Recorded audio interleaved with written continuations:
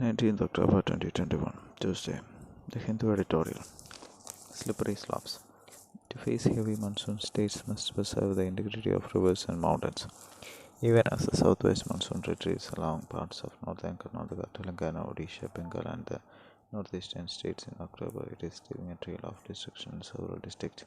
Significant loss of life has occurred in Kerala, while the heaviest recent downpour has been reported from West Madhya Pradesh, Odisha, East Rajasthan, and Uttarakhand, with as much as 31 centimeters in Shivapur on Monday. There has been very heavy rain in Kerala and Gangetic, West Bengal. The Indian monsoon is an invaluable resource that sustains hundreds of millions of people, but variations in its patterns and intensity pose a rising challenge. Kerala, which hosts a vast stretch of the Western Ghats, is having to contend with these changes with almost no respite between severe spells. The recurrent bursts show that anomalies in precipitation over the state spectacularly demonstrated by the inundation of idyllic towns in 2018 and by mudslides that killed many a year later require a comprehensive adaptation plan. This year's torrential rain in the state, which has killed at least 35 people so far, is causing alarm as large reservoirs in mountainous regions start filling up fast, while the northeast monsoon lies ahead. The government has responded by issuing alerts for several dams, including Idiki, and put in place plans to release water to avoid a repeat of the flooding witnessed 3 years ago. Significantly, the AMD has issued an alert for more heavy rainfall in Kerala from October 20. The precarity of living conditions in much of the country make the annual monsoon a persistent threat for millions, and government should do more to reduce the risk to life and property, nurturing the health of rivers and keeping them free of encroachments, protecting the integrity of mountain slopes by ending mining, deforestation, and incompatible construction hold the key. The ecological imperative should be clear to Kerala with successive years of devastation, echoing the warnings in the Madhav Gadgil Committee report on the Western Ghats. Land may be an extremely scarce resource, but expanding extractive economic activity to the mountain forest is certain to cause incalculable losses. One estimate by researchers in 2017 put quarrying area in Kerala at over 7,157 hectares, much of it in central districts that were hit later by mudslides. It should be evident to governments that it is unconscionable to allow the pursuit of short-term profits at the cost of helpless communities. A more benign development policy should treat nurture as an asset and not an impediment. Accurately mapped hazard zones should inform all decisions. There is a similar threat from extreme weather, breaking glaciers, and cloud-based to Uttarakhand and Himachal Pradesh. Several states face climate change impacts and extreme weather, and the response must be to strengthen natural defenses.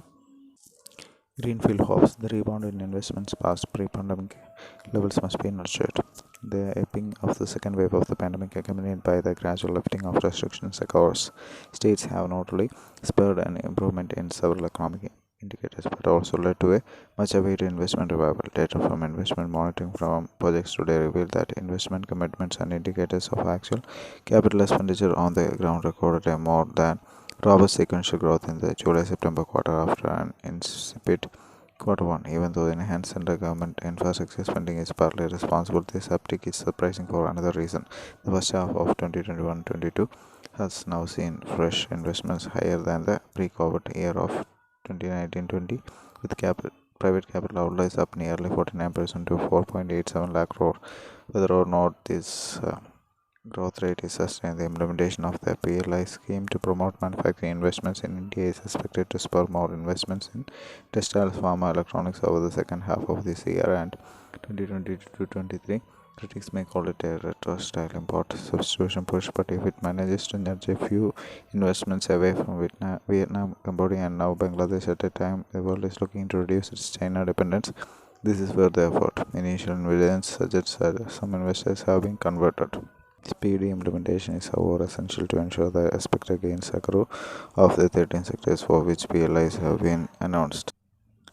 9 have been not notified so far, and the others must be spelled out quickly lest global investors pick another destination. The handling of Air India to the latter group, the first outright sale of a public sector firm in almost 2 decades, will bring in some much needed confidence in the government's much reiterated stance that it has no business to be in business, with its effort to repair some of the damage to the long bleeding telecom sector and finally fix the festering folly of pursuing retrospective tax cases that it had termed as tax terrorism while in the opposition. The government has been making the right noises.